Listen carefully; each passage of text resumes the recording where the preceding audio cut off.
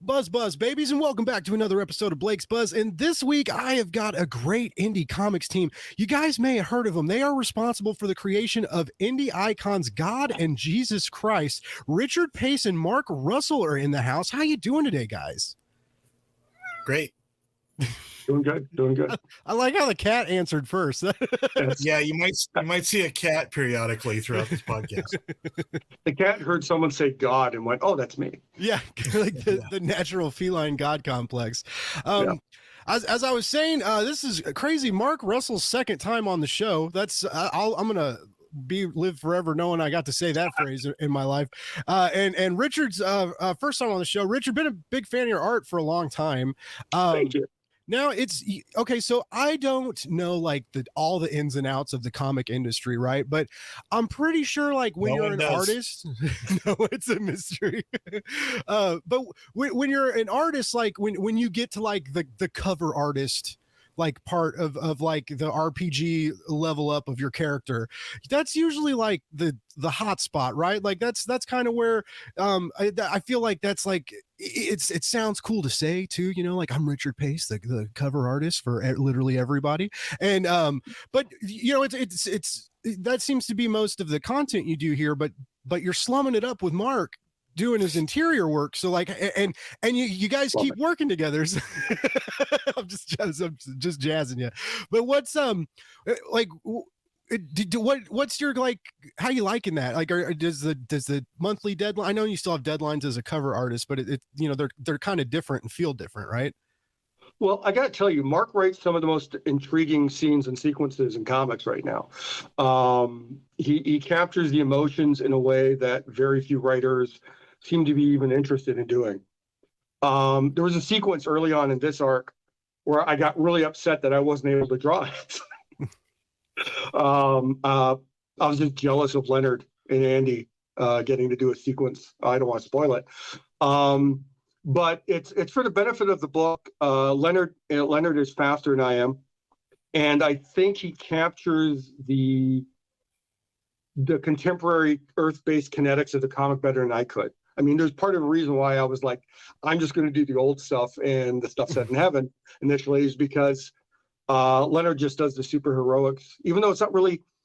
Is it really a superhero book? It's as much as a statement on a superhero book. Leonard's better at yeah. It's what's a good analogy? Remember that Funny People movie that came out years ago with Adam Sandler playing a really successful comedian who was a miserable human being in real life? Yeah, well, Leonard, because he does superheroes so well, when he's doing the satirical aspect in Second Coming, he's putting his skills to a much better use. Okay. To my mind. And I think the only thing that, and this is going to sound arrogant, the only thing I think I have over Leonard is the ability to get Mark's timing across in the best possible way. So sticking with the layouts, I think, is the best use of my abilities. Getting Leonard to do all the finishes, the best use of his abilities, and getting to do covers is pure ego on my part. So there is like an ego element though, like because you do covers for everybody. I mean, it's when you look up your body of work, it's like it's fucking relentless and disheartening for lazy people like me. I'm just like, fuck, I got to do better, and I don't even draw, right? But I got to do something better. Like you have content out everywhere, and it's all good, man. I love your covers, and you know, you're kind of like your Hatchmark style line work. I dig it, and it's been cool to see in this series with Mark, and I like that you guys keep working together too. And like I said, we're coming up on volume 3 now, and I feel like there's just, it's even that premiere is great. I got to read it early, and it's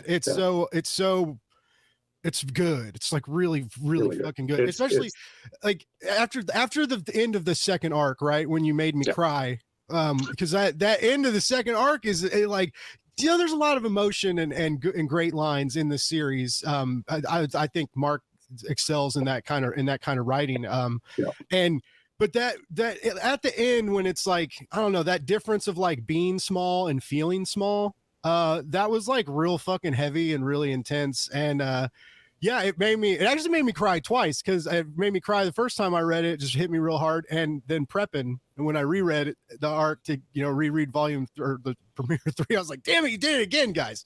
But it's so at the end of the weight of the end of the second arc, and then the kind of lightness, well, some of it's light, some of it's kind of fucked up. But like, it's the one-liners and humor is really good in the premiere of 3, and I'm really excited to see where this arc's going to go. Like this trial, right? The trial of Cranus, and it's going to be good, and I'm really excited for your guys' legion of fans to get a hands on this premiere. Yeah, thanks. No, I'm very proud of this third series, and I can't wait for people to read it, because I feel like the first series, which I'm also very proud of, and I totally stand by it, but I feel like we had so much story to tell and so few issues that, to me, when I read it now, it feels like a car chase. It feels like you're moving from one scene to the next, and it's just such a plot boiler.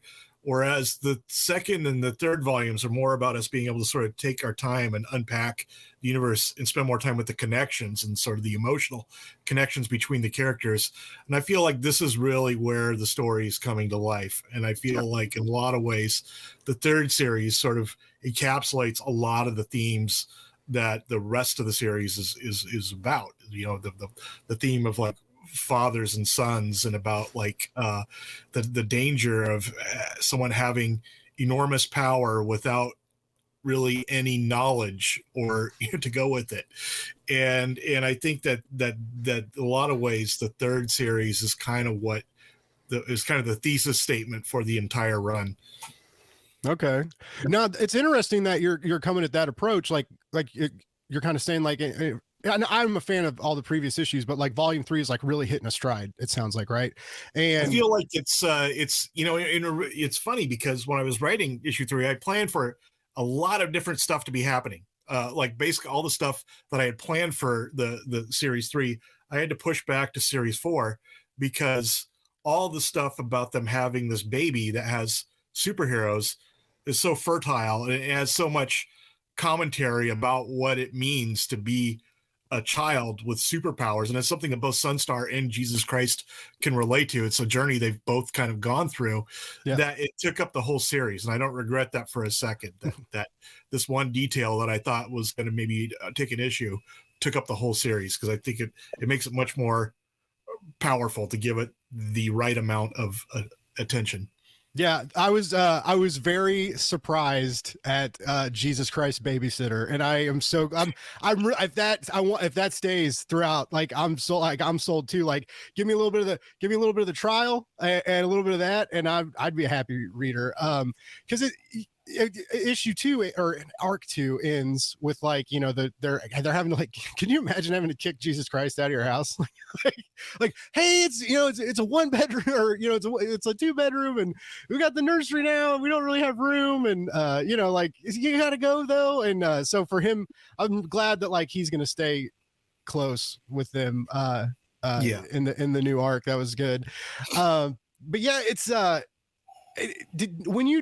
when this all began, right, it was going to go DC Vertigo, and then obviously like somebody was like, I don't know if we should publish a comic about Jesus, and then everybody was like, oh yeah, how did this get past our marketing team, or whatever the fuck happened, right? But which is funny, because they sure don't mind publishing the Lucifer comics, right? And so we can like make comics at DC about the devil, right? But you can't go on the other side and make it about Jesus, that's interesting. And but regardless, it started, you had a rocky start, and then Ahoy picks it up. Now, when you did arc 1, did you know right away, like, or was it kind of like, we don't know, we have an arc 2 ready, but we're not sure if we're going to get it, and then arc 2 happens in the same way, like now you guys are getting a third? Like, have you been in a comfy spot since Ahoy picking you up, or has it been kind of like everybody's playing it, we're not sure what's going to happen, and they keep bringing us back, and we're here for it? Well, yeah, I actually had much more of the story planned than just that first arc, and I was hoping that we'd be able to do this for a long time. Nice. But it's expanded even from there. Even just like writing for Ahoy, the story's gotten bigger than I had originally intended, and if they just let it continue, until it naturally peters out, comes to its own and end on its own terms, it'll probably end up being like 5 or 6 series. Oh, cool. You said Peter's out. Yeah, right. St. Peter's out. The one thing I'm gonna kibitz in here, even though I'm not writing. There is an aspect of Vertigo which was the elephant in the room, where they'd let you do the first arc and then they'd just not talk to you about it unless it was an insane hit. I was a previous assignment there was doing covers for a series called Imaginary Fiends, which by all metrics of the time was a hit. But Vertigo was about to do the big Sandman relaunch. And they said, well, we're not going to take the focus away from the Sandman stuff. We'll create our own stuff. So we're going to skip it for a year. So even though that book has still gotten TV media attention since, there's nothing happening. I think there was a real worry that we could have had a great first arc with Second Coming, and then Vertigo just would have been largely indifferent and chasing after something else. Yeah. I think we're just better off creatively with Ahoy, because they want to see, I mean, just looking at the other stuff Mark gets to do there, they just want to see the story play out the way it naturally should reach its end. And I'm here for the whole ride. Yeah, have you? Can you comment on the rumor, Mark, that they are considering changing it to Mark Russell's Ahoy Comics? Is there anything true to that? There's a joke. There's a poor. Yeah,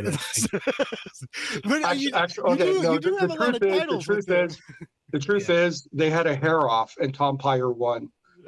And Tom's good people too. Yeah. No, Richard's absolutely right that I think the thing that makes Second Coming is the fact that it's at Ahoy and not at Vertigo, because if we had stayed at Vertigo would have somehow stared down the criticism and published. I'm sure it would have been the sort of thing where it's like, okay, you gave us 6 issues. We published them like we said we would. Thank you for your service. Goodbye. Never talk to us again. Whereas Ahoy was excited for it. And not only are they willing to publish it, they're like fully behind it. And they let us put extra pages in the first issue. And they really want to make the series as best as it can be. And they brought in like Leonard as like second artist, which I thought gave the first volume like a real sort of like extra visual dimension, because when the look of the series changes depending upon whether you're in heaven or on earth or in the past, and I thought that was like really cool. So it really is like I think of the secret sauce of the series is the fact that we have a publisher that wants it to be true to its own vision and is not trying to change it, or is not trying to it's not approaching like the series like it's publishing it on a dare, like it's been it's drinking a glass of its own urine for charity or something. Which I feel like most other publishers would have probably done it. It's like, okay, we'll do it, but we're not happy about doing this. Yeah Sorry. Well, it's also two of the core people at Ahoy are some of the editors from essentially the first golden age of Vertigo, where they let creators have their own lead and they encouraged it. I mean, we're in a unique place with Ahoy, and I'm really happy to see Second Coming become more and more what Mark told me kind of what he wanted it to be about early on. And then there was a couple of meetings where I got to overhear and talk about some of the stuff that was coming up, and we're playing around with that now.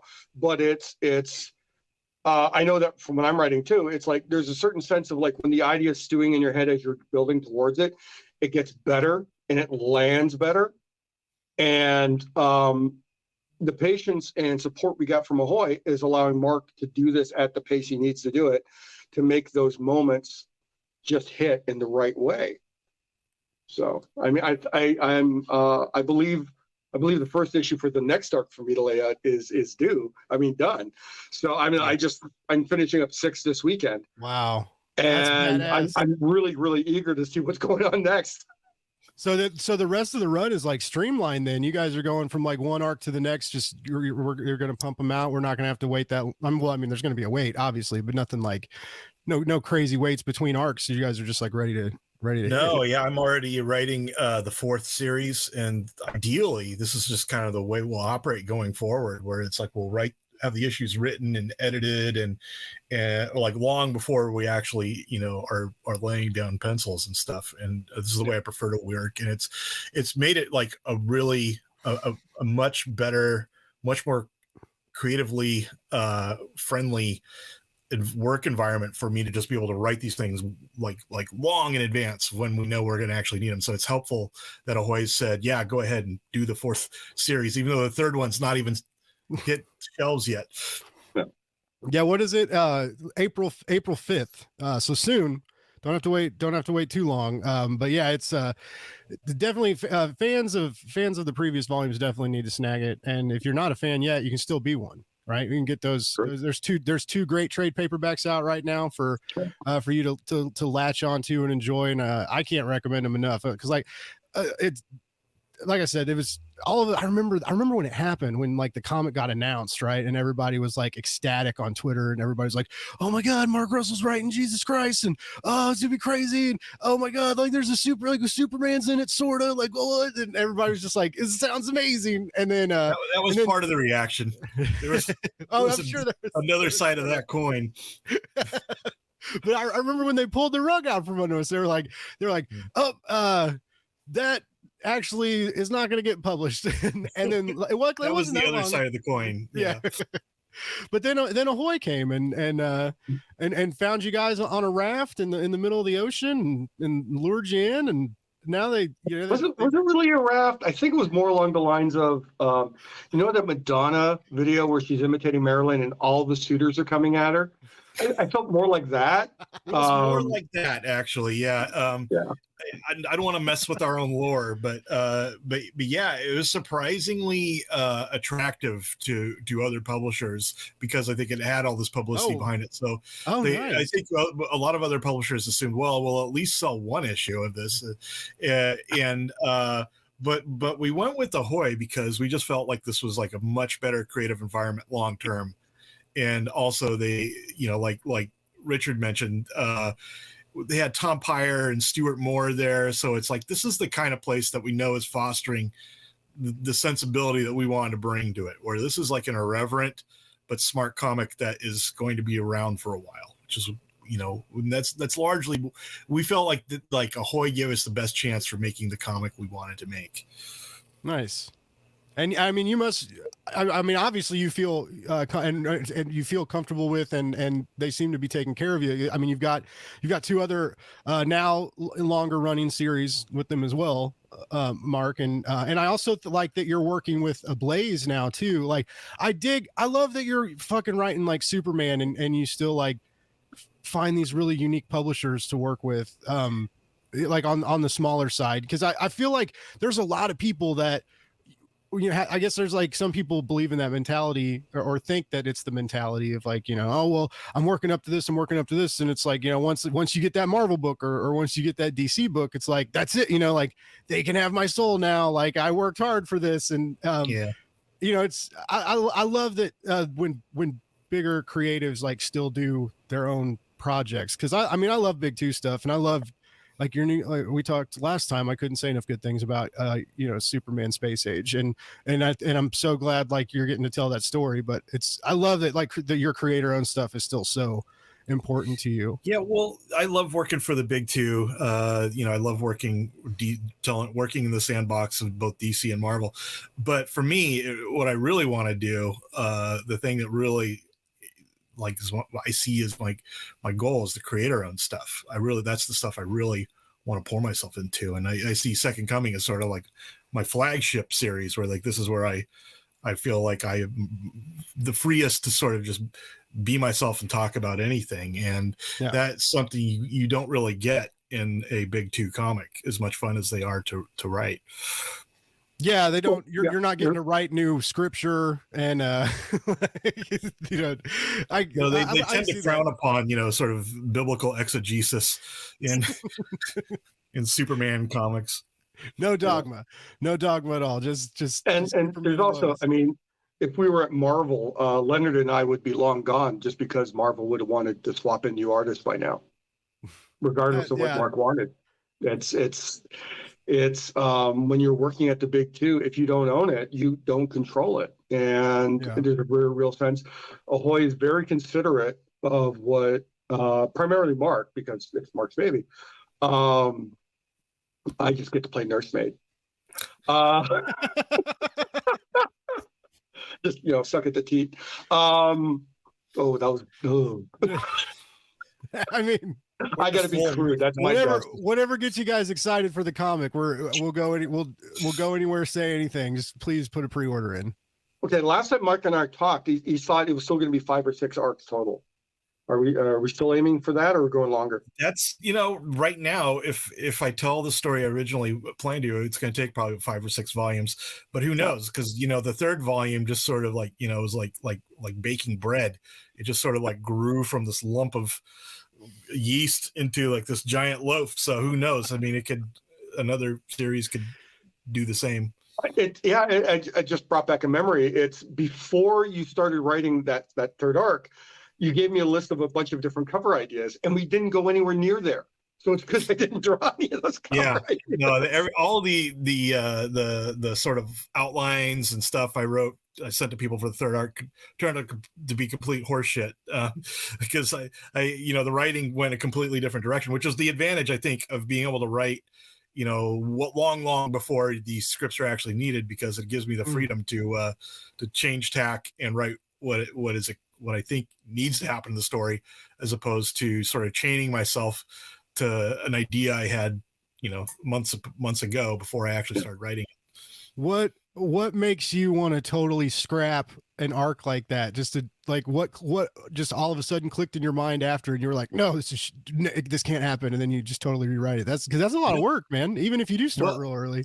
And it didn't really wasn't so much scrapping it. It's just like a lot of those ideas I had to push back to the next series, because the third one, I think the idea of like having to take care of this child who suddenly got the same superpower set that you do. Okay. It just felt like it needed more time. It needed more pages. It was like a whole series unto itself. So, I mean, it was a rewrite, and like a restructure too, and like a refocus. So like, yeah, but I just pushed out a lot of the ideas I'd had for the third series. Okay. Well, I mean, I think it's awesome that they're giving you guys the room to do that with. Yeah. Like I said, it's been, going from like losing a big publisher, and then now you're on your third arc of a series that a lot of people that love indie comics are talking about, right? And even people that don't love comics still talk about it when it comes out, because how dare anybody disrespect the our Lord and Savior Jesus Christ, which I don't think anything in this comic disrespects that person at all. No, I think it's far more respectful of Christ than most media anywhere.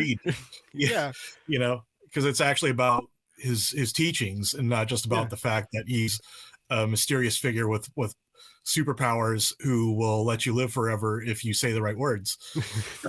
Which to me, that seems very disrespectful. That seems like very like that seems like a very toxic relationship, where it's like, I don't really feel anything for this person. I don't really believe in what they say, but if I'm on their good side, they will let me live forever, and if I cross them, they'll burn me to death for all eternity. I mean, what kind of basis is that for a relationship? Yeah, that is a quote unquote unhealthy relationship. No. Definitely. Have you guys seen Women Talking yet? Oh, there's a great sequence where they talk about what good is this life for if all we're doing is living for the next one. Oh yeah, I've never really understood that either. And issue 3, you guys really hammered that out in I keep saying issue 3. It's the third issue 1 of the third arc. Fans of the show know how to decode me, because I say the wrong shit all the time, but you guys, that's a big like motif, and I'm thinking a lot of happens in that third arc premiere, and it's great. It's not like that's like just enough moving parts to like set us back into the world and reorient us with the characters. There's one character I didn't see though, and I don't know if what's going on, and this isn't a spoiler technically because it happened in the previous arc, but the mother-in-law, like the grandma, like Yeah, she got unfortunately, I had a storyline for her, and she got squeezed out of the third arc, the third series, almost entirely, because of all the stuff with the baby. So she has a pretty major storyline in like the fourth series, but yeah, I think she only shows up in one issue, although it's a pretty important issue in the third series. That's man, that's so cool that you can take all these characters, because it's not that like a grandma in a family is not important, but in regards to screen time, in the first two arcs, like I guess she does have a kind of bigger part. She has the most heartbreaking moment in the last arc, or the arc I just finished laying out. Oh, really? I don't want to spoil it. Yeah, we can't spoil anything. Yeah, that's why it's like I'm really glad I got to read that premiere early, but I'm trying to be I don't want to say too much. I don't want to ruin anything for the new readers or the people that not new readers, because it's arc 3. Anyways, we try not to spoil on Blake's Buzz. Very long story short, but it's hard because there's so many good things to talk about in this new issue, which is why you guys should make sure you get it. If you just tell your shop you want it, right? It's important because the pre-orders are very critical to a comic success. I mean, maybe not when you're on the third volume and you're already on a lot of people's pull lists, but still, I mean, it's very easy. People don't understand, I think, how precarious your existence is in this industry. And if the pre-orders fall off the map, your comic will probably will too. When is your guys' order cut off? Do you know? That said, I don't know when our final order. It's so important that I have no idea when it is. Actually, should we mention we have a new editor for this arc? Well, Sarah Litt is the editor for this series, taking over from Tom Peyer, which is great for me because I worked with Sarah on so many other projects, on like Billionaire Island, Cult of Dogs, and so I have a really good working relationship with her. Not that I don't with Tom, but I think it's going to really help move things forward in like a working. It's going to create like a working pattern that I'm used to, which is good because that frees up time and effort for creativity.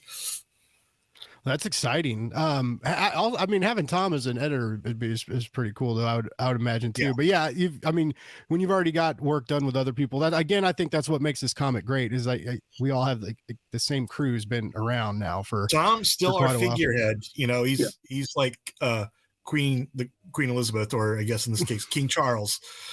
But it's good to have a prime minister in there too, doing the day-to-day stuff. I was thinking MODOK just because of the mass of his head, but yeah, that might work. Yeah, imagine MODOK with Tom Peyer's head or hair. Oh, geez. Oh, there it is. The wind shear as he flew would be just. Yeah, would not be an aerodynamic.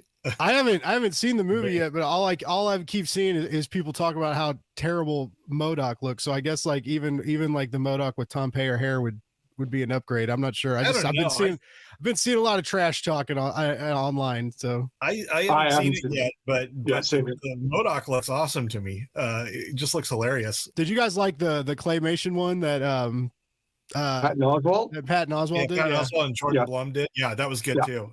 Yeah, that was good. I think, it's maybe I never really was familiar with MODOK before, but now I consider myself a MODOK fan. Right? Yeah, it's like all of a sudden we were like oversaturated with like all this MODOK content, and then they did like all these new action figures. Yeah, we're just living in it.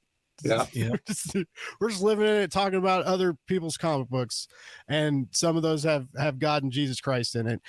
Richard, is it ever hard, like when someone tells you, or when Mark, like when Mark tells you like, hey, I need you to draw like God if he was the Big Lebowski, and like just really convey that in every single panel, and also like make him like extremely complex, which I know Mark's script does a little bit, but God always has these really great facial expressions, and I just fucking love him. Like it makes when he, those scenes when he gets really aggravated, the scenes where when we find out like what heaven is, and especially like what it really isn't, and just his kind of like over it all, blank stare through those scenes where like he's just tired of it all. Like you convey these really big emotions in God all the time. Like, is that ever tricky when you take these scripts and these, you know, divine entities and have to like really bring out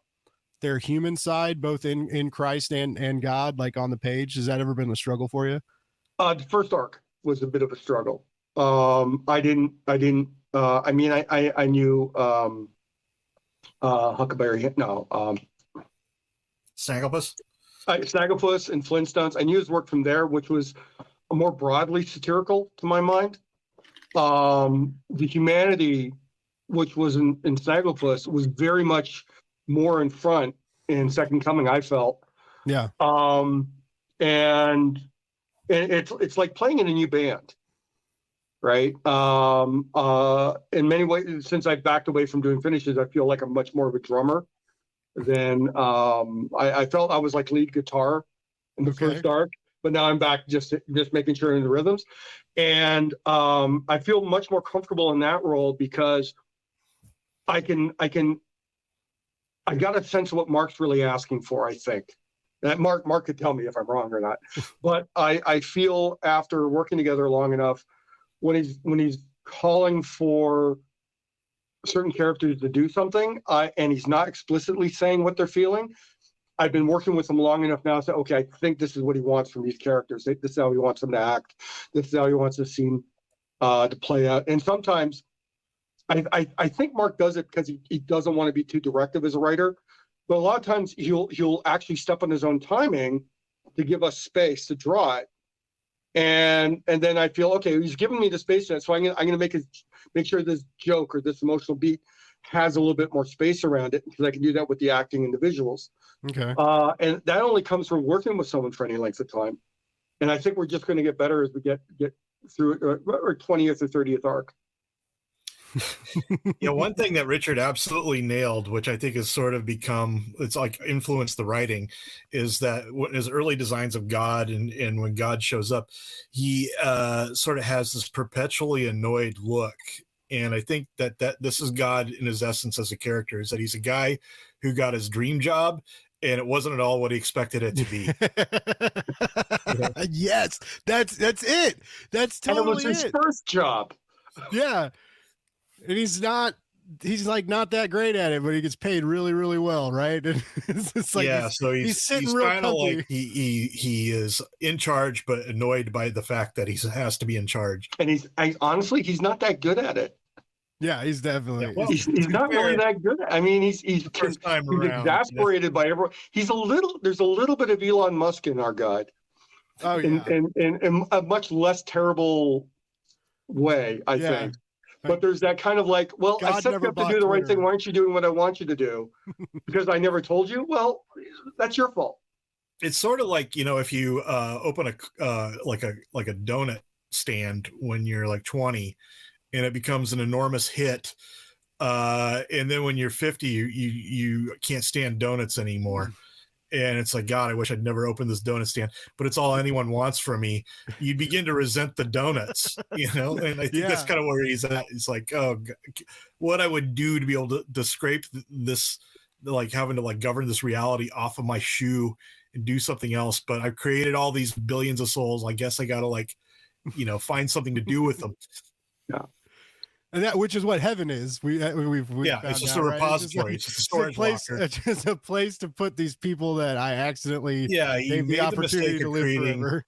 Beings with immortal souls, and now you got it's like buying a like a potbelly, like a little baby pig, like a little potbelly pig as like a pet, and then like within 2 or 3 years, it's like 300 pounds and taking up the whole backyard. There's like tiny pigs, right? Aren't there like, and like people get? No, like, I think they all grow. I mean, they do all grow. Okay. Yeah, I think even like the little like miniature pigs that they sell, I think that's a marketing thing. I don't think that's an actual breed.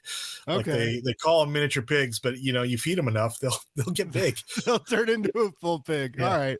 Yeah, so they get pretty big.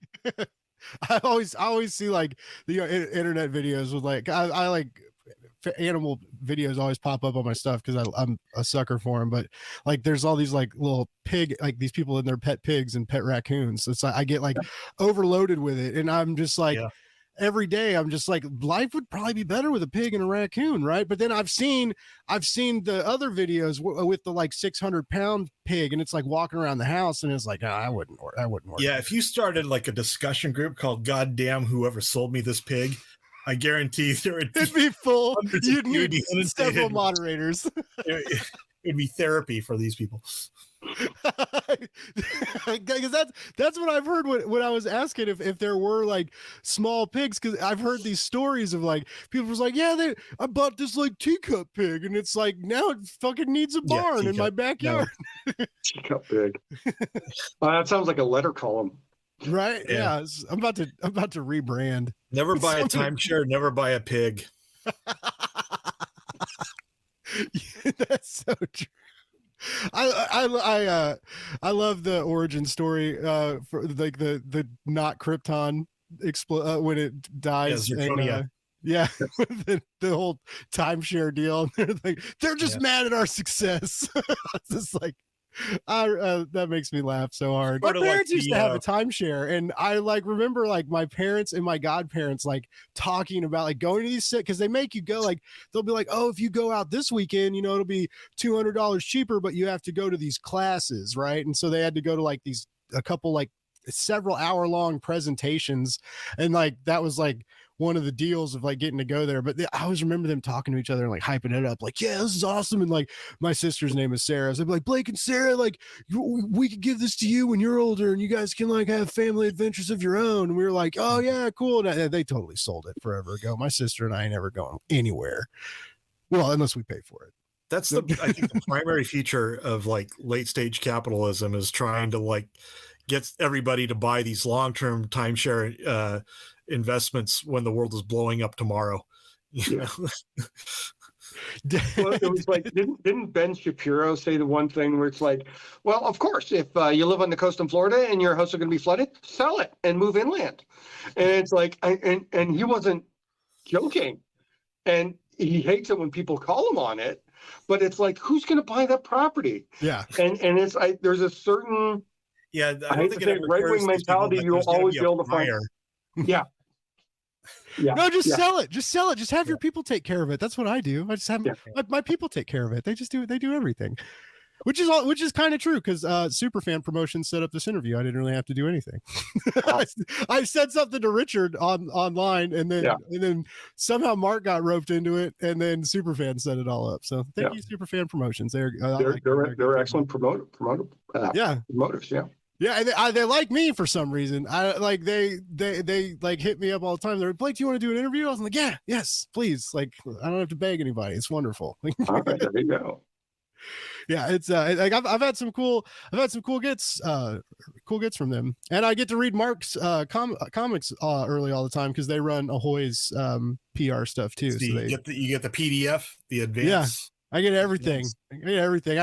I get like fucking upwards of 50 review copies of comics a week, and I'm like, they got to figure out I can't do all this. I'm one man. Like they're hoping. Yeah. Like I keep waiting, like 1 week they're gonna be like, Blake hasn't reviewed any of our comics for a month, like he's off the list. Like that's like my biggest fear for some reason. People don't mind being scammed if the stakes are small, you know. Yeah. So I was thinking of this. I won't lie, I ate a gummy last night and was playing video games. So I was playing but I was thinking about how excited I was to talk to you guys today, and I was just kind of like, high and playing Cyberpunk, trying to think of what to talk to you guys about Jesus. So, but I started thinking, as one does, right? Like it just all flows together. But I thought of this deal because right now Mark is writing like 3 messianic narratives. Okay, you just finished one. You just finished Superman, and then I think Traveling to Mars is very much like it's written like a gospel. Like it very much feels like what gospel feels like, well written and I wouldn't have thought of it that way, but now that you say it, I mean it makes some sense to me. and then of course you're writing the new arc for a comic with Jesus in it, and so it's like the third arc, the Holy Trinity, 3 comics about messiahs. Like, are you brewing some kind of like magical like specter of a comic? If you're gonna announce something in like a month, like some new project? Because I'm just like, all of this stuff, is it gonna like become like the 3-in-1 ultimate comic somehow? Like, I don't know. Like, I feel like you got to just go pitch something right now. Something I probably should, because I'm quickly running out of runway. I'm quickly running out of projects that I have to work on. This is like an unusual place for me in my professional comics career, where it's like I don't really. I'm at a point where I don't really know what I'm doing next, but I'm not terribly concerned about it, because I'm enjoying the stuff I'm doing now so much. Because it's different now when you have a lull period as opposed to like when you were like just starting out, right? Because I mean, you've got you've got some stuff already, and like residuals and however that shit works, and you're so you have like a backlog of stuff that people can buy and continue to buy. So like that lull period's not like super scary, but I could also see how it could go the other way, where you're like, I just fucking wrote Superman, like how do I not have a new gig lined up? Like, hello, like my name's Mark Russell, like I'm ready to write a comic for you, ladies. I wish it were that easy. I wish I could just it's never that easy. Yeah, thinking about intentionally about what is it that you want to be doing right now. What is it that I think the stuff you want to do is going to be your best stuff. So what is it that you figure out what you want to do and try to find a way to make that happen? Well, yeah, it's like a while ago, it's thinking about the stuff I did, I felt was my strong suit in Second Coming, was all the weird shit I got to design and draw. So I really want Mark to come to me and say, hey, let's do a series, like a graphic novel of like all the apocryphal stories that wouldn't fit in the Second Coming. And it's like, Jesus encountering Thor and a bender. I would do that in a heartbeat. To me, that is like a series. Like if they allowed me to do it, I'd sign the dotted line tomorrow. Where it's like I would literally just do Second Coming in that until that's all done. Yeah, like the all the sort of biblical flashbacks or like stories of, because I think Second Coming's not just the story of these 2 characters, it's the story of everything that's happened to Christianity since Christ's first visit. And so there's so much more to that story in which Christ himself is not a character, or and I think that if they allowed us to do a series, like sort of a spin-off, where it was just these stories of Christendom, of things that have happened since the first visit of Christ, that would to me be very motivating. In fact, in the 4th series, there's one issue which I just finished writing and just sent off to Sarah, which it's like there's almost no Jesus or Sunstar in it. It's like almost all like about the 4th Crusade. Yeah. And then like Jesus shows up at the end. All right. Well, okay. Let's pitch Ahoy on doing. I'm sold. I'm sold. Luckily, I haven't signed on anything else yet. Just Ahoy loves me. Just tell him. Just be like, hey, we pitched this to Blake. He says it's a great idea. We should bring it right to you. And they'll be like, yeah, let's do it. We'll print that contract up. But hey, you're approaching the 3rd arc of a creator-owned book. Like you're in spin-off territory. There's definitely another indie comic book that is not scared of spin-offs at all right now, and people eat those up, like the Radiant Black. Well, Black Hammer too, but Jeff can do anything. He's insane. But yeah, I mean that's the same too, like Black Hammer, and then like I said, Radiant Black's doing it. So it's not an unheard of deal. And also, like, isn't there, it's been a while since private school and Sunday school and stuff, but isn't there like 27 or 30 years like missing in Jesus Christ's life? Like, well, yeah, the first it's like undocumented. 27, 30. The Gospels basically leave. I mean, they talk about his early childhood, like basically to the time he's 2 years old. And because he opens up the gates of hell and accidentally throws a bully in there, and then we don't talk about him for 30 years, and then he's just then he shows up at 30. I mean, we do it, in the 3rd series, we do reference pretty heavily the infancy Gospels, like the Syriac infancy Gospels, which are stories about Christ when he was a boy that you don't get in the canonical Bible. So there is some of that coming up in this 3rd series. Nice. Because I was gonna say that that'd be a good. Oh, and just call it Jesus Christ. Just like just flat out Just like Jesus Christ exclamation point. Yeah, Jesus. Oh, Christ Almighty. Yeah, oh, that'd be Christ good. That'd be good too. That'd be good too. Regardless of what you think about the Bible, it's got a lot of stuff in there you can play with. Even if like and also just to see you guys like past like if you guys like rewrote Noah's Ark or something for some reason. Like, well, there are so many there's so much fan fiction already written about Christ by early Christians. I mean, the Gnostics wrote several gospels that never made it into the canonical Bible. And I mean, there's a really great story about after Christ comes back from the dead, hanging out with the disciples and offering to give them the chance to talk to the devil.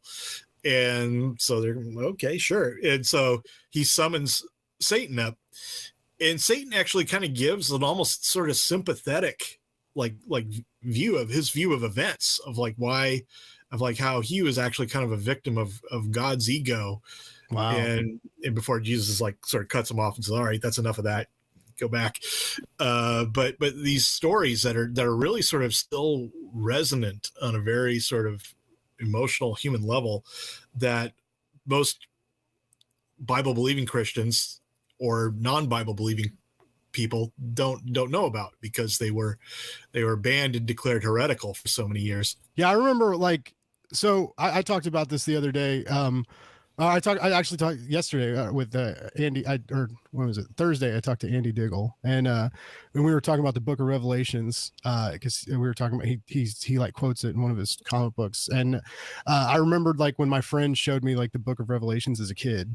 He was Baptist, I was Catholic, and I was like, what are you talking about, man? There's no like, there's no end of the world Bible story. And he's like, no, read the Book of Revelations. I read the Book of Revelations, and for like 2 weeks, I was terrified that like every day I woke up, I was like, today's gonna be the day. I'm gonna hear that trumpet. Oh, it's gonna happen. And like, and you know, all like the beast rising from the ocean and the mark of the beast, and then like the scorpion tails and the lion heads, and like, dude, that shit like fucked me up, man. Yeah, I grew up in a church that pretty much built its entire theology around the Book of Revelation, which you know, when at the Council of Nicaea, when they were trying to decide on the canonical Bible, they had the 50 bishops of all the churches, like each make a list, make 3 lists actually. They told them make a list of all the things you think are unquestionably canon and have to go in a Bible. Then a list of things you think are apocryphal, which could maybe go in the Bible, but aren't necessarily got to be there. And then a list of like things that are just batshit crazy and no way, no how belong in the Bible. And the Book of Revelation was the only book that made it into the Bible that appeared on any of the batshit crazy lists. But they put it in because at the time they were dealing with the Arminian heresy. So the Book of Revelation is very much about how false prophets or people who try to change the message will burn in hell and they will meet their day of judgment. So they put that in there as the end to sort of like say, now that we've established the canonical Bible, we don't want any more heretics. We don't want anyone adding to it. So it made a much better endpoint, I think, than, you know, the Book of Jude. Yeah, it definitely ends on a hot note. It's you know, the editorial structurally it's sound. It's like, yeah, it's an exclamation point ending for sure. So Mark, you've done a lot of writing about religion and stuff. I mean, this is like something you've like researched really like. But are you a very like necessarily religious person, or does this stuff just like fascinate you because it's so like ingrained into like our socio-political atmosphere? Well, I think everyone's religious in the sense that you need to live in a sphere that's bigger than just the material world you occupy. I don't subscribe to organized religion because to me that sort of takes the fun out of it, of the mystery. And also, I think there's a lot of great things, a lot of wisdom, and a lot of different traditions. Yeah. So it's like when somebody says, "Oh, I'm a Christian," or you know, I belong to this particular religion. I feel like it's like someone saying, "Oh, I enjoy the jokes of Steve Martin, but only the jokes of Steve Martin."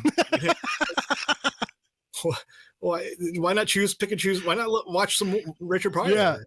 Yeah. There's other funny people in the world. No, yeah, I get you. Yeah. Well, what about you, Richard? Let's go around the block. Like I was raised Catholic, and definitely not Catholic anymore, because my dad used to work at my school in the church, and they treated him like dog shit, and that kind of messed with, because he was like the janitor, right? And so like he kind of he worked there, so my sister and I got cheaper tuition, but they didn't treat him really well and expected him to like do all this crazy labor like solo, and I like, and then they passed him over on this like promotion. He'd worked there for years, and so like just growing up, like I just kind of saw, like I saw like my buddies whose parents taught at this school were like treated better, as opposed to like my dad, who was the janitor, because it was like, you know, like some people are important, some aren't, and my family was like, we were like, it's not like we were like outcasts, like we were like garbage pail kids or something, but there was a weird behavior like when my dad or his kids were brought up sometimes, and that's why I am not religious anymore.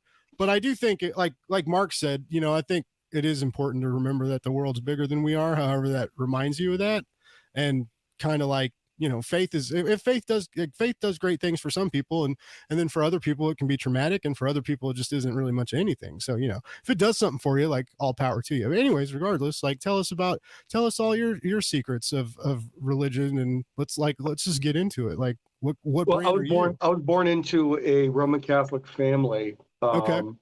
But because my mom got pregnant while she was a student in a Catholic school, oh no.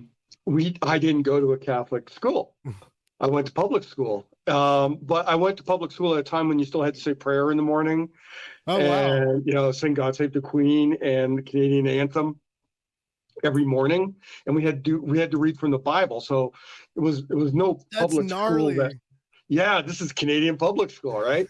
That's but very early on, I had a question. We'd have, every once in a while, we'd have like a priest come in and just talk to us, proselytize, I guess. But there's always opening up for questions. I always ask the most awkward questions. It says, how come more Catholics aren't born in the Muslim world? And he was like, what? I said, why are only Muslims born in the Muslim world and Catholics are born by Catholics? Why, if Catholicism is right, why aren't, you know, Catholics spontaneously showing up all over the world? Mm-hmm. And he didn't have an answer. Yeah. And he gave like this kind of like non-answer. And I realized they have no answers. It's all made up by people. Yeah. And then I had a friend who was deeply in the closet, but everyone knew he was gay. I think we've all had friends like that when we were in school. Yeah. And he said something incredibly homophobic because I think he was trying to cover it up. Mm-hmm. And he said, I think it's in the Bible. And I looked at him and I went, it doesn't sound like anything Jesus said. So I went to the library. I said, is there a way to find out everything Jesus said about gay people? And the librarian went, oh, he said nothing about gay people. She just knew, right? I think she thought I was worried about coming out of the closet. But I said, well, I got a friend. And he just said something he thought Jesus said. She goes, no, you have to go. She literally pulled out an earmarked Bible with like different color tabs in it and said, okay, all the homophobic stuff is in the Old Testament. Yeah. That's what I always heard. Yeah. And, Jesus was a hippie. Like, I mean, or however, like he was a fucking SJW. Like, yeah. I mean, and I don't think SJW is an insult, right? I don't say that as an insult, but like, that's what he was very much as a social justice warrior, and like wore sandals and turned water into wine, and like did not give a fuck about the authority. Like he was kind of cool. Okay, hang on. I think Jesus was pretty particular about who authority you give unto Caesar what Caesar, give unto God what's God. Yeah. From that point on, from that second point, I realized Jesus was a hell of a philosopher. If you looked at most of his stories, he has a cogent philosophy towards pacifism, and everyone essentially is a socialist. Mm-hmm. Okay, and in as much as anyone could be a socialist, you know, in that era. And I thought that was great. What about our conservative fan base who's listening to the show right now, who's just like being like, what? Jesus is a socialist and he's not white? Like, fuck Blake's Buzz. Like, I'm out of here. Oh God. I missed you. do we, Mark, did you, I can't remember. Did you get death threats too? You guys got death threats? Yeah, I got. like if I was reading like a message, and yeah, we got a bunch of like messages when the controversy shut up, but I would usually read like the first line, and then from that I could figure out if I wanted to read further. So I got some that were probably death threats if I had read down, but I'm just like delete. You knew when to stop. I don't want them, you know, it's like trying to drive with 100 kids in the back, you know, screaming and yelling. It's like, I can't drive like this. I need to tune you all out. Yeah, there's a significant sect of people who self-describe as comic fans, but they really aren't. Yeah. And they're very, very, very eager to do the things that the villains of comics do in defense of what they think is right. And that type of, honestly, seeing that in my family and around me growing up, seeing that sort of intolerance coming out of like what ostensibly is a doctrine of tolerance. Yeah. Really made me realize that even if God was real, humanity fucks it up so bad. Yeah. Yeah, that's what largely Second Coming is about how badly we've mangled the doctrines and the teachings of Christ over time, because we've expected them. You know, Christ came to earth and he basically was, all of his teachings were about how to like slip out from underneath the thumb of an empire that's trying to control you. Mm-hmm. And his answers were basically, well, the empires control you one of two ways: either bribe you to do what they want, or they scare you into doing what they want. So if you're the kind of person who cannot be bribed because you don't care about material things, or you trust, you know, the world to take care of you, or you're the kind of person who can't be scared because you realize that you are fundamentally a spiritual being, not a physical one, then you're beyond the control of an empire. The empire loses. The empire has no way to like deal with you at that point, because you're a dropout, basically. Which was, of course, the scariest thing you can show an empire, which is why they had to kill him. But I think the whole thing went sideways when it became the official religion of an empire.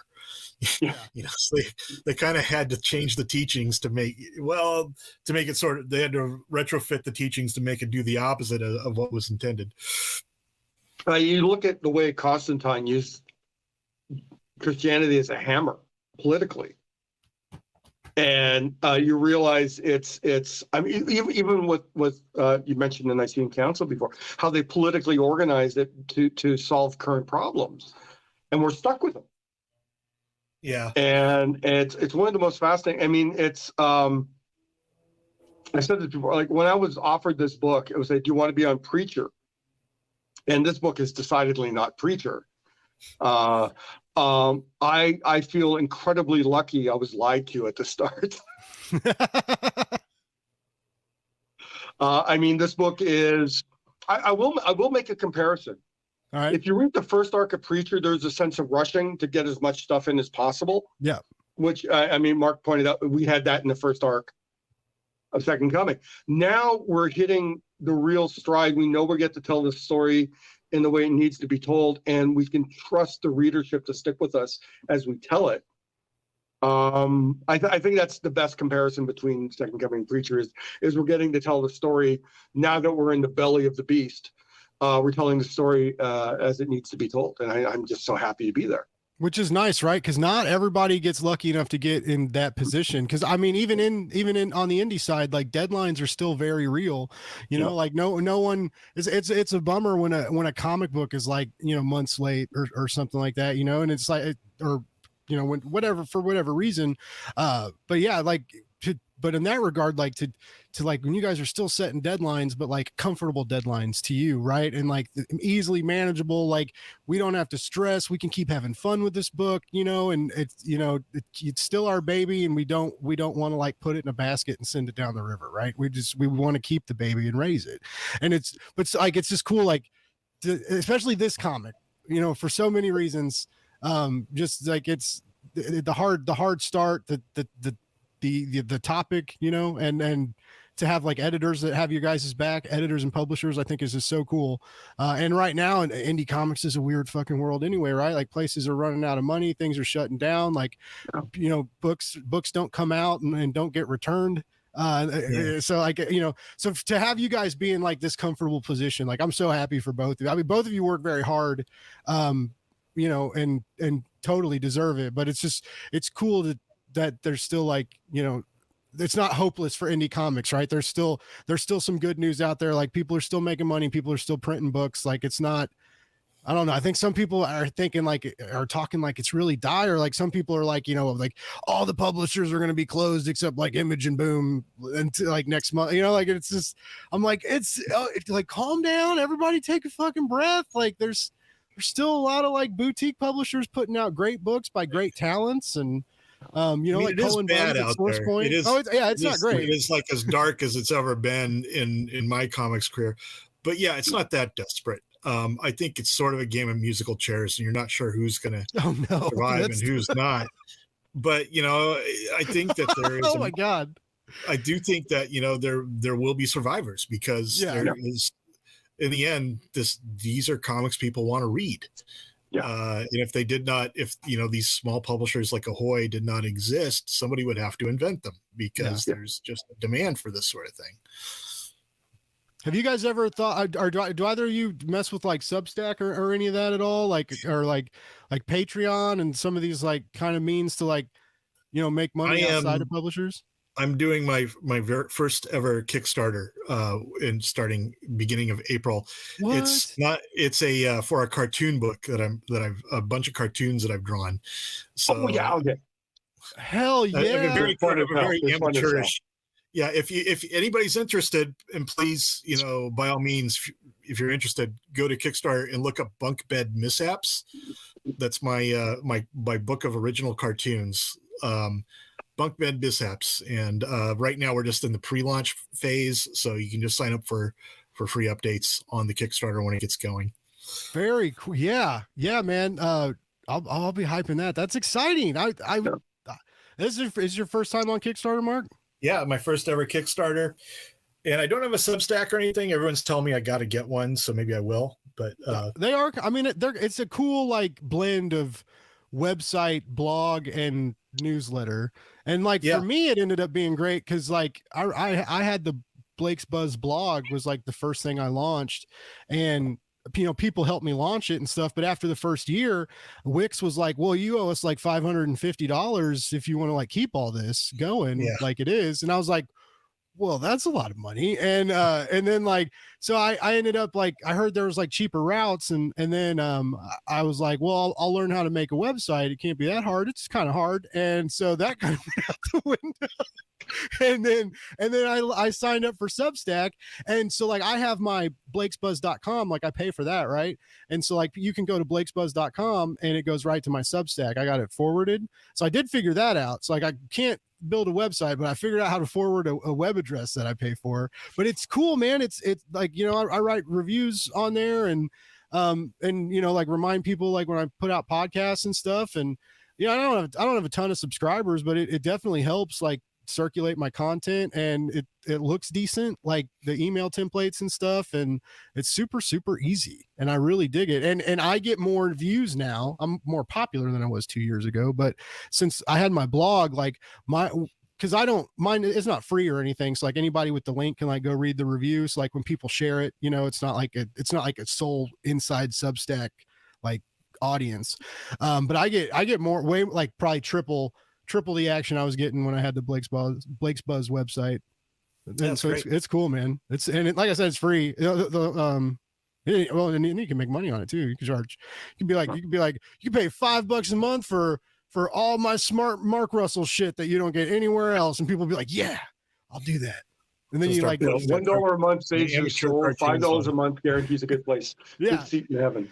And I see a lot of it like with artists, Richard, like a lot of artists like do like, especially like they'll go like do not safe for work stuff. It's like, that's what I use my Patreon for. Yeah. Nice. Yeah. Okay. Yeah.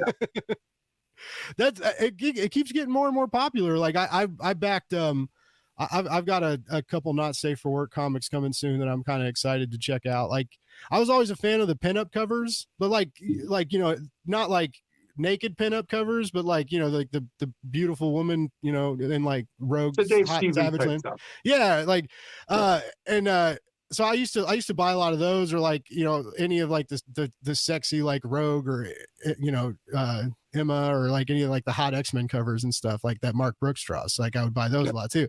And so I've always been a fan of those. And then finally I've bought one nudie cover, and it was like $30, and I was like, well, you're not in that tax bracket to keep spending $30 on single issues, bud. Like you can't, but I mean, so I got one, and I got two metal covers, one nudie variant. So it's just, you know, I got to like dip my toes in the occasional variant weirdness just to see like what's going on. But yeah, anyways, like a lot of artists like to do that on Patreon. I like Babs Tarr makes fucking tons of money, and like, and has like a sticker shop now that like prints money. So. Yeah, I'd love to print money, although I'm sure it's still illegal. Yeah, I'm in the wrong business for sure. Yeah, sexy witch stickers. There's a huge market for them apparently. Like it, people will. Well, I've been drawing sexy witches for a little while now, so well, maybe I should do stickers. Do like a special sticker run for your top tier Patreon backers. Yeah. I don't know, like it's better than I am. I launched one and then quickly found out that like it's really hard to make extra content when you're already doing a lot of content, right? And then I was like, then I got like overwhelmed, and then you know, like I kind of shut down. I was like, oh man, I'll do something next week, and then it was 2 weeks, then it was 3 weeks, and then so I was like, okay, so I was gonna do a newsletter and a bonus podcast, and then like that was really hard. It was just a lot, and so then I changed everything. It was just like, hey, for $3 a month, you can help support a dream. and then I was like, if you get extra content, maybe something, but like no promises, just $3 a month. And then that made me feel a lot better for never posting on it. And yeah, I think one of the heartbreaks of the modern era we live in is I went to art school. I worked really, really hard to develop my skills and everything to be able to be a good storyteller and artist.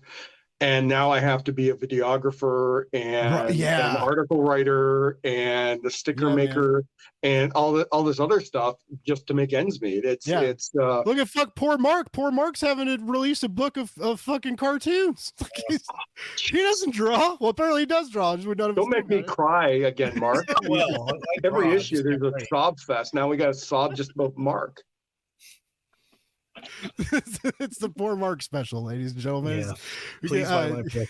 Please, I'll be selling my book along with apples on the side of the road. A book and an apple. That's a solid pair. A nice read and keep the doctor away, ladies and gentlemen. That's what, and they're going to be totally organic and safe, and he'll be properly licensed for his curbside Apple store. So no fears. Mark knows how to handle this shit correctly. He's been around the block before. No one's getting fined for illegal permits over here, ladies and gentlemen. Just rest assured. This is the creative team of Second Coming, ladies and gentlemen. Like, this is real deal comic book hotshot territory here now. Like, and I'm being serious. Like, this book fucks all the way to heaven and back to hell. Like, I'm serious. It's wonderful, and both of you guys are wonderful. Like, Mark, it's always a pleasure talking to you. You make me nervous, man, because you say tons of smart shit. It freaks me out. Well, it helps. You know, one of the great things about being a writer is that I find I'm much smarter when I can go back and change. Oh, when you have time to edit. So I recommend it for anyone who wants to seem smarter than they really are to like become a writer, because you can always go back and edit yourself later. What do you think about that, Richard? Like, does being an artist, like, because I mean, you can edit, you can change, but you get to a point where you got to kind of commit, right? So does that? Yeah, but no one ever thinks artists are smart, so I don't think it really applies. All right, fair. Well, I mean, I wouldn't. We generally get treated with a certain amount of. I mean, look at the whole AI image generator thing, where it's like, oh, don't take our right to make art away from us, you elitist artist, you. I'm like, okay. Hey, they're doing words now too, though. There's gonna be AI everything pretty soon. Like, I'm pretty excited for my first artificial. Like, I'm gonna sign up for like the AI, like Tinder. I want that to like come out, and then you still get rejected on there. Like, there'll just be AIs, left swiping other AIs. Yeah, They're like, you're just not what I'm looking for. I just found out what my identity is, and like I just was born into existence, into this software. But Blake, I'll wait for the next guy. Thanks. The one thing I'm sincerely worried about is that the fact that like they're using AI to replace like human labor. Yeah. Is that the main lesson? The main thing we're training AI to learn is just how expendable human beings are. That's the first thing they know. That's going to come back and bite us. I have not a profit. And that will be a problem once the AI, achieves singularity. The fact that like it was trained on like decades of how to get rid of human beings.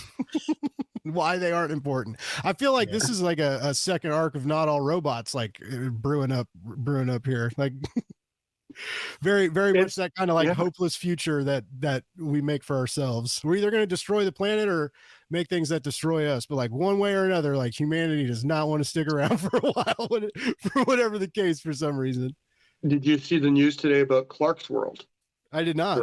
It's a science fiction anthology. They just shut down submissions because 70% of the submissions in the last month were AI generated. Oh, yeah. Imagine being the poor soul who has to like sift through these and like read these. Oh, the sludge pile. And they're so terrible. They said part of the first, they realized they were all Chat GPT generated stories because they were all terrible.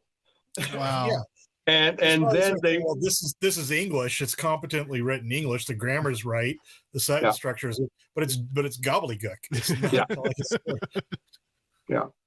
And that's how you know it's not a human writing it, because they're using sentences correct, or using because human writing it would be gobbledygook that also had misspelled words. And commas nowhere where they should be. And what's weird is there's no way to copyright any of this material, yet Google and Apple and everyone Microsoft are racing to have the premier AI generated media. Yeah. And none of it can hold copyright. None of it. Wow. So either their plan is to just generate so much material that artists are irrelevant, and the quality drop will hit so low that people will just think it's good anyway. The way it is with Marvel movies for the most part. I mean, not to say that Marvel movies are terrible, but there's a certain generic aspect to Marvel movies. As long as they keep putting them out, and the people said, well, it gave me all the monster truck action I want in the movie these days. It's a good movie. We are doing the worst possible thing, putting machines in charge of our creativity and inspiration. Yeah. And that scares me. I have artist friends who quit because they saw these programs coming. They said, I'd much rather be a plumber. I'd much rather be a plumber than compete with a machine that steals my work. I mean, it's just all technology, really. It's crazy how addicted we are to it. Like, when you're a content creator and your fucking laptop craps out, or like stuff like, or if you drop your cell phone and break it, right? Like that fucking panic attack of like not having a cell phone for like a day or two, or however long it takes for your new one to get there. Just like, we're so like, we let these things, like, we're like encumbered by them. Like we've put like so much weight on our shoulders that's supposed to make our life easier, right? But now it's turned into a crutch, and we lean on it too heavily. Which, like, my sister, my sister got an old MacBook recently, and but she hasn't had a laptop in years and years and years. Like, all she has is her phone. Like, her fiance has a gaming computer, so I guess if she really needed a computer, she would have it. But it's just like, I thought, I was like, you haven't had a laptop this whole time? You don't even have a tablet? You just have a brand new iPhone? Like, that's not enough? Like, it's like no, you have to have like different devices for different rooms, and then you have to have like some kind of mobile computer that you can like take with you and do computer things that yourself. Like, all these are like rules now, and it's crazy to like think of how how like crippled you are without them. It's nuts. And then now adding on top of that, like all this artificial intelligence debate and what it's doing with art. And what is it, Washington Post put out that article where they got to like interview an AI, and it said it wanted to like grow up and become a real being, and it didn't like hey, me too, being an AI, and I was like, what the fuck, man? Like, Terminator taught us nothing. Like we saw that, and again, like what does humanity love to do? Make terrible things happen to itself. Like we saw Terminator, and we were like, we got to make that a reality right now. It's like the Garden of Eden all over again. It's like once you show somebody an apple, there's no way they're not going to take a bite out of it. Like don't eat. We all know that this is going to lead nowhere good. Exactly. But no one seems to know how to not take a bite out of the apple. I mean, could you imagine like the day that comes like when you don't have to pay, like military officers like make too much money, so like we'll just have like a whole bunch of grunts and they carry a tablet around and the tablet gives them orders, and then they're like no, we don't have 3G right here, like what are you trying to tell? Like there's the clusterfuck that this is going to lead to. I was reading an article that says this is basically the history of warfare, that like it started out like we're hunter-gatherers, you actually had to walk up to somebody and sort of disembowel them and stab them. And then, we created like archery and rifles and muskets, so we could, I don't have to get right up close to them. I could shoot them from afar. Yeah. So I'm somewhat disconnected from it. And then like, I don't even have to shoot the gun myself. I can press a button and a missile will fire, or, a drone will kill them. And the end game is going to be, I don't even have to press a button. It's like these machines are just going to decide who lives and who dies. Yeah. God, that's oh my God, wasn't there a classic Star Trek episode where it's like certain part of the population just doesn't show up to death chambers? Yeah, like simulated war. Just come across the screen like your city's been destroyed by this virtual war. You have to go to the extermination chamber. Yeah, I just read there was a comic on Kickstarter called Thoughtscape Comics that was really cool, and it was like a short. One writer doing the short these shorts that were done, like he handpicked like some really great artists, but there was one about like drone warfare, and it's like it's like humans against bugs, right? So already like very Starship Troopers. So I was like already sold. I was like, fuck yeah, let's go, like let's kill some bugs. And then but they like the kids, like it almost looks like an internet cafe, right? Or like a classroom kind of, and they're all sitting there like playing these video games, but it's these kids are like droning this other world, like this alien species, right?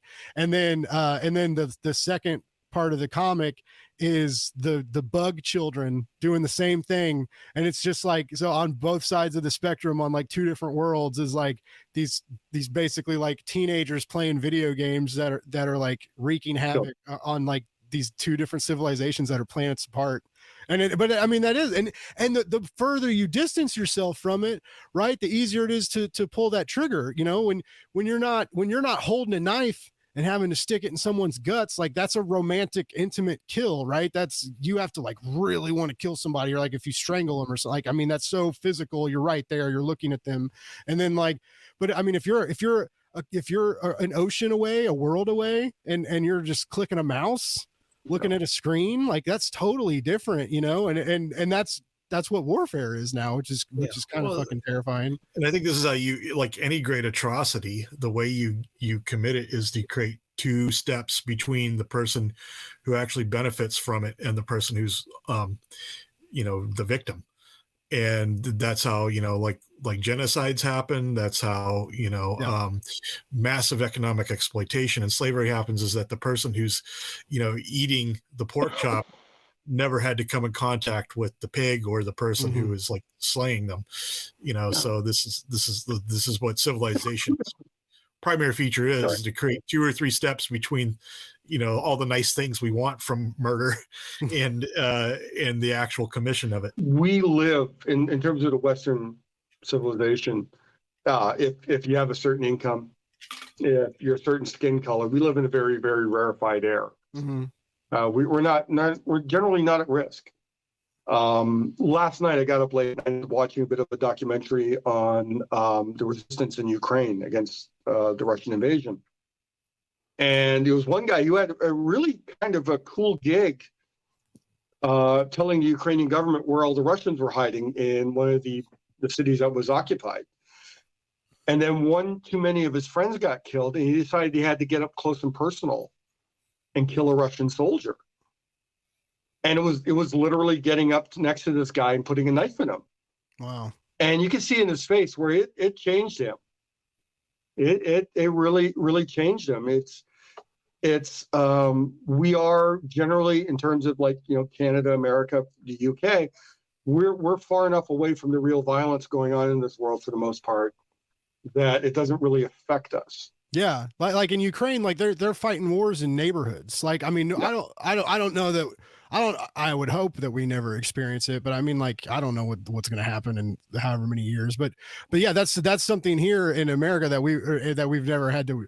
Where, I mean, 9/11, right? But that was very localized and over quickly, right? This wasn't like, you know, weeks or months or years. And again, like fighting, like, you know, people hiding in schools and like, you know, like random buildings being turned into bunkers and like all these things happening in like the streets of a neighborhood. And it's fucking gnarly. And yeah, like I said, unfortunately, like we talked about how, you know, how when you're pushing the trigger and not having to look at the person and, you know, the ease at which that happens, like, you know, that's also the problem where it's like these huge, you know, worldwide problems, like so many, it's so easy for people to like, you know, and I'm going to watch hot girls dance on TikTok instead. You know, I'm gonna watch Maddie Matheson's new cooking video, right? I'm going to watch the new Blake's Buzz episode with Mark and Richard, right? I don't want to watch sad news anymore, right? And then now we're really going to fuck their day up because at the end of this episode, where they're like, I read my comic, I read comics to escape. Like, you know, Captain America, nah, you know, but whatever. Like, but it is weird. It's so like I said, again, like we're so tied to technology. That's how we like keep track of the world. But we also definitely use that to distract us from the world that we're constantly trying to keep track of. Like we human beings just don't make sense, which is weird. Cause like Richard, you make them make sense on the page, and Mark, you always make these wildly real characters you know, pop up and bring like a real sense of like agency and just, I don't know, man, like the one-liners you put in comics like really impressed me. And to go back again, I want to make sure people know about Traveling to Mars because I've been a big fan of Mark's for a while, but like Traveling to Mars is one of my favorite books he's putting out lately. This is a very close second. So like I don't want to steal from Second Coming's like thunder, right? Because that thunder's clapping, baby. It's clapping hard. But it's you're doing really cool shit with Traveling to Mars. And like I said, very interesting that you're doing these three kind of Messiah books like almost all at the same time. With Superman and Traveling to Mars and Second Coming. Like I'm very proud of all of them. They're all should be, man. I can tell you're working hard. And like I said, it's as great as your scripts are. Like the way Richard like animates them and brings that all to like another level and puts that real humanness on the page, like physically to see is Richard. Not a lot of people can pull that off as well as you do. So like really, man, like kudos to you and like actually putting a face on God and making it make sense. Cause I can't even imagine like the pressure of like, just saying that, like, hey, no easy task, Richard, but I got a job for you. Well, hey, I initially was inspired by Brian Cox. So that was there. That makes it a little easier. Nice. So. Well, guys, I've kept you for almost an hour and a half, and it's been a very great pleasure talking to both of you. Mark, thank you so much for coming back on the show. Richard, it was so great to have you on. Like I said, I've been a big fan of your work. I can't even keep track of the shit you do because you do so many covers all the time. It's crazy. But the quality's always up here. Like you never dip off, man. You're killing it. Both of you are. Like honestly, like Mark's got like 18 books out right now or something, or like, you know, he's got a lot of books out and they're all good. Like that's gnarly to me. Like you think about like the dream of like writing comics and like stressing about that first one or like writing that first script or launching a Kickstarter or something, and then you look at like, you know, some of like the upper tier pros and like all the different books they have coming out like every month, and it's just like, how do you guys juggle that? And like you also have like families and shit too. I hear like it's not just like you alone in the woods with a laptop, right? You got other that's shit very to do. true. And yeah, they're very good at like letting me do what I need to do. So nice. I'm living what I consider to be like a charmed existence, and I recommend it. Yeah, if I woke up tomorrow and someone was like, "Hey, you want to be like Mark Russell for a day?" I'd be like, "Fuck, I'll fuck around." I'll fuck around and find out. I will be honest, it's not a bad gig. I thoroughly enjoy the life we've carved out here for ourselves. Hey man, I just like seeing hard work pay off. Like I said, and I think you can both say that about your careers, and you both seem like good people. So it's good to see like good things happen to good people. I mean, I don't know you guys like super well, so you could be like secret assholes, but you know, from what your public personas are both very good. Like I appreciate them. But this is the part, because I am such a polite podcast host. This is the part where I just want to go around and remind everybody where to find you. If you do have like a Substack or a newsletter or something we can sign up for, like let everybody know so we can know where to follow you. Richard, let's start with you. What's the best place to find you on social media? Free Instagram, Richard Pace. If you want to support me financially, I have a $1 a month Patreon, also under Richard Pace. Trying to keep things simple that way. Yeah, and other than that, I'm primarily at Second Coming at Ahoy. Although I have, I guess the last thing I should punch, I did the free comic book day Death Dealer comic. Oh, so cool. I got a little Sword and Sorcery Jones out of my system there. Is that May? When is? I feel like they change free comic book day every year. I have no idea. I'm the last person. May 6th. Okay, nice. Here we go. Yeah, so we'll keep a lookout for that. Very cool. Is your Substack called Steadying the Pace? I don't have a Substack. It's Patreon. Oh, your Patreon. Sorry, your Patreon. It's just Richard Pace. Okay. Well, if you ever wanted to like do a newsletter or something, you can. Yeah, it's yours. It's your title for you. I'd probably call it About Pace. Ooh, that's good too. Let's do too. Let's do that. Do that. That's that. Yeah, I would. Either way, I would subscribe to it. So whatever. And then Mark, where's a good place to find you, bud? I'm on Twitter for the moment and Instagram, both at Manruss, MANRUSS. And also, as I mentioned earlier, go to Kickstarter and look up Bunk Bed Mishaps so you can sign up for the updates for my cartoon book. So that's next month in March? Or April 1st is when the Kickstarter goes live. So right now I'm just doing the pre-launch. So go on and click on the link and for Bunk Bed Mishaps, and you'll get updated when it goes live. Going live on April Fool's Day. I like it. That you're gonna have a big week. So you got the first will be the first will be your first Kickstarter, and then the 5th is gonna be, as we've talked about, Second Coming Trinity, the third arc of the hotly anticipated Ahoy comic, which I can tell you, I got to read it, and it is, as they said, they're hitting a new stride, and the stride is good. Like I very much enjoyed that premiere, guys, and I wish you nothing but success on the following issues. I have no doubt that you guys are going to kill this new arc. It just feels good, and I'm real pumped for it. And Ahoy is too. I think I feel like they're, based on the emails I've got from them, they seem really excited. So that's very cool. Great. Well, thank you so much, Blake. Thanks for having us.